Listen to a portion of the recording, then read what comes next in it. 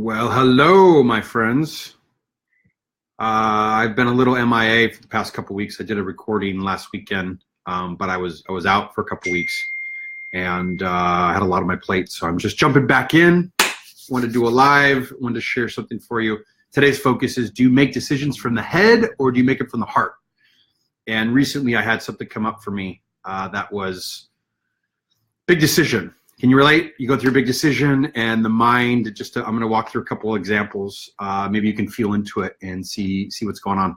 Hey, what's up, friends? I see I got some friends. James, Jennifer, Adarissa, Tom. What's up, guys? Hope you're doing well. Actually, I was MIA for a couple of weeks. I had a men's retreat and it was epic. We were out in Idlewild, super fulfilling. And then I flew to San Antonio and I had a couple of day speaking retreat with this amazing company, Origami Al. And then I got back and I was faced with the big decision. I got a big decision in my career. I've been doing this and having a lot of fun creating content, creating courses, and I got a really big opportunity to run a company. And I observed a lot of stuff come up for me. And I just want to share it with you because I don't know what you're going through. And when decisions come up, it could be in relationships, it could be around family, it could be around career, it could be around money. And I wanted to just share this piece with you in hopes that it'll help is when you go to a decision-making process. What's up, Jay? What's up, Jason? How you doing? What's up, James? When you go into a decision-making process and things are coming up for you, I find there's some key distinctions. And a distinction, a lot of friends have asked, what is a distinction? A distinction is like a light bulb moment. It's something through the, going through the beard envy. You know, the beard, it's one of those things that just happens, right? I've been growing it and I like it. I saw you shaved yours off, but you look good with it. You look good with it. I love it. You know, I just love the beard. It just kind of works right now. I go through trimming it, but it's become a fixed asset for now. I may get to a point where I got to shave it, but for now I'm liking it. So I want to invite you to have this conversation about making decisions from the head or from the heart, and I'll give you some key distinctions.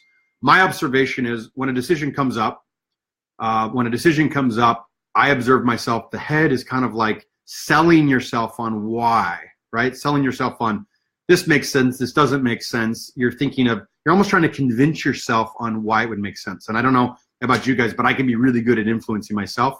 I can think of all the reasons. I'm like, oh my God, if I do this, and if I do this, and I start to kind of build this picture. And I don't know if you can relate. Does it happen with the relationship, or maybe a new partner comes in your life and you're wondering what's going on and you start to sell yourself on the fantasy of the relationship, or maybe you see an opportunity to invest money. I mean, there's a lot around crypto. I invest in crypto, but maybe you're looking at different investments and you start to convince yourself on this fantasy, and the mind can kind of take over and future pace. It builds a story in the future, what life would be like if you made this decision. So I want to remind you to come back down to the heart, come back down to this moment, and take a deep breath in and feel, right? And when we start to practice feeling, what I'm observing is, as I feel, there's something that feels a lightness, almost like a flow, and there's something that feels like a heavy rigidness. So I'd like to invite you, when big decisions come up, the way to know that if you're in your head or if you're in your heart, the heart is more of a feeling. Does it feel heavy or does it feel light? Does it feel like it's flow and moving and easy and effortless, or does it feel heavy and like there's weight stacked on, right? When you're in the head, think of it as you're convincing yourself of the story and you're not really feeling if it's going to take more of a toll or not. I know for me, for a long time, I've worked in a lot of different businesses and I've grown a lot of companies. And a lot of times an opportunity would come and I would see it. I'd see the opportunity and I'd convince myself how I could totally fit that in my calendar. I can fit that in my schedule. I see where they're at now. I see where they want to be. I can grow them. I can get them there. And I get so focused on this future vision of what I can create that I forget to feel. And I forget to feel and say, is this in my highest alignment? Does this feel in my natural flow? Does it feel light or does it feel heavy? Does it feel, because exciting can feel different. The mind can excite us into things that gets really excited, but it's mind energy. It's like forced energy when it's coming from the mind. It's superficial, like pushed energy. The body's flow, your heart's flow will just be more ease. So the easiest way to determine is, are you trying to influence yourself? Or are you not trying to influence yourself? A lot of times just observing how you're trying to influence yourself shows you where the mind's interacting. If you're in the heart, it's a feeling. Does it feel lighter? Does it feel heavy? Does it feel empowering, light, flowy, or does it feel constricted? Right. So I would advise you to, or I would invite you to feel into that. And the next time you notice a big decision coming up, practice feeling into the heart. And I find with the heart, we don't always know the plan. The mind likes to like create this whole story and this whole image of what life will be like. And then the irony is a lot of times that's why we have suffering, because we build this story and then we have expectations and we make a decision based on the expectations of the story that we created in our mind that was never even true. And then we move into a situation and we make these, we jump, and then life doesn't equal the results that we created in our mind. So we're hurt or we're let down, and then we experience pain and we're frustrated.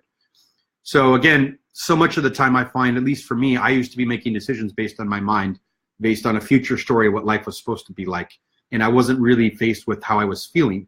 And what I'm discovering is the more I practice being in my heart and feeling and being in the flow and connected, the heart already knows. The heart's right here. The heart's like in the moment. It's present. It's connected. It's like right now. And when I'm right now and I'm in the moment, my heart's like, oh, this feels good. I may not know any plan. There may not be any story, any plan. There may not even be a reason. But the heart will give you the presence of, does it feel lighter or does it feel heavier? Does it feel like it's more in flow or out of flow? And I would invite you, when you're making decisions, to value the heart. A lot of times we just put value on the head decisions. And those head decisions are really tricky. So the heart will tell you. The heart's right now. It's in the moment. It'll give you clarity. But the clarity won't come from stories. It won't come from pictures. The clarity will come from a sense of feeling. It'll either feel more peaceful or it'll feel like more work. So let's put an example. And hey, Courtney. Hey, Jennifer. What's up, Rhino? I heard you're coming back to the burn this year. Hey, Heather. Hey, Jason. So let's say you're dating a partner, and let's say it's new. Let's say it's a new romance, and you start to date somebody, and you guys are starting to see each other. In the beginning, there's all that excitement and the energy. And then let's say at some point, all of a sudden, something shifts, and you don't know what's shifting, but let's say instead of feeling light, it starts to feel heavy. Or instead of feeling connected and wanting to connect with them, you start wanting to feel space or feel disconnected. So I would invite you to feel into that, to feel in what is the core, because it could be a limiting belief that's coming up. It could be a fear. So we could be feeling constricted because we don't want to get hurt, and it's fear. We're afraid. Or it could be something that's not in our highest alignment. And until we're able to sit in and feel what's going on, that's what gives us the clarity. It's the same thing with like a career decision. Sometimes we want to take a career decision because it's going to make a certain amount of money, or we think it's going to fit with our world, but we're kind of creating this vision that isn't always congruent.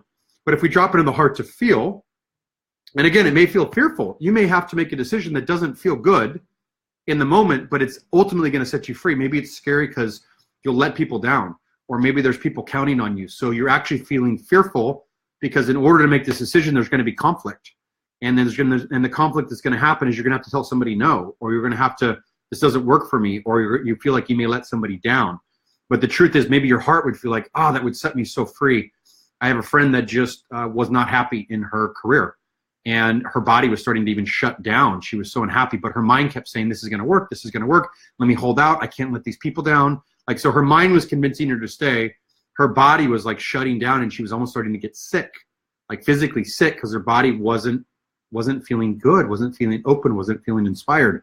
So she took a weekend because she thought she was sick. And during that weekend, she was actually able to feel. And as she was actually able to feel, she was like, I'm not happy. Like, I am not happy here, and I'm leaving. And the irony is she ended up walking in, and they fired her. So it was the best of both worlds, because she got a severance, or she got unemployment, and she was going to walk either way. But the point I was making was her body was trying to tell her that it wasn't serving her. And so it happens in career, it happens in relationship, it happens with big decisions. So I just like to invite you that the next time a decision comes up for you and you feel conflicted, I was just there. I had a big decision. It could dramatically change the course of my life. And I felt totally conflicted. I wanted to reach out to different friends and call and connect and talk, which I did, to get some clarity. But I realized ultimately I have to feel in my heart what the decision is. If I ask different people, what you'll find is you end up asking three. If you notice, there's a pattern. There's a very distinct pattern. If you ask people for help, you'll find people that are supportive, somebody that's against, and then a different perspective. You'll always find three perspectives.